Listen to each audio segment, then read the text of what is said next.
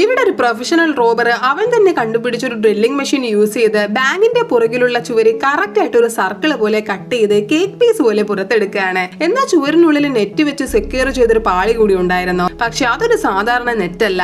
അതിൽ തൊട്ട് കഴിഞ്ഞാൽ അപ്പോൾ തന്നെ സെക്യൂരിറ്റി അലാം അടിക്കും. അതുകൊണ്ട് അവൻ നീളമുള്ള ഒരു മെറ്റൽ റോഡ് എടുത്തിട്ട് ആ വലയുടെ ഇടയിൽ കൂടി ഉള്ളിലേക്ക് ഇട്ടിട്ട് ഇങ്ങേ അറ്റത്തിരുന്ന് ട്രിഗർ പ്രസ് ചെയ്യാണ്. അപ്പൊ റോഡിന്റെ മുനയിലിരുന്ന സൾഫ്യൂരിക് ആസിഡ് നേരെ ഇരുമ്പിലേക്ക് വീഴുന്നു. അങ്ങനെ ഡോറിന്റെ ലോക്ക് ഉരുകി നശിക്കുകയാണ്. ശേഷം അവൻ അതുവഴി പോയിക്കൊണ്ടിരുന്ന വാട്ടർ പൈപ്പ് കട്ട് ചെയ്ത് വിടുന്നു. ഉടനെ അവിടെ വെള്ളപ്പൊക്കം പോലെ വെള്ളം നിറഞ്ഞ് അത് നേരെ നെറ്റിൽ പോയി തട്ടിയിട്ട് സെക്യൂരിറ്റി അലാം അടിക്കാൻ തുടങ്ങി. ഉടനെ സെക്യൂരിറ്റികളെ എന്താ അവിടെ നടക്കുന്നതെന്ന് അറിയാൻ CCTV ഫുട്ടേജ് ചെക്ക് ചെയ്ത് നോക്കുന്നു. അപ്പൊ വെള്ളം ലീക്ക് ആയത് കൊണ്ടാണ് സെക്യൂരിറ്റി അലാം അടിച്ചതെന്ന് വിചാരിച്ച് അവര് ടെമ്പററി ആയിട്ട് അലാം ഓഫ് ചെയ്യാണ്. എന്നിട്ട് ബാങ്ക് മാനേജറെ കോൾ ചെയ്ത് കാര്യം പറയുന്നു. കാരണം വോൾട്ടിന്റെ കീ ഇരിക്കുന്നത് ആ ലേഡിയുടെ കയ്യിലാണ്.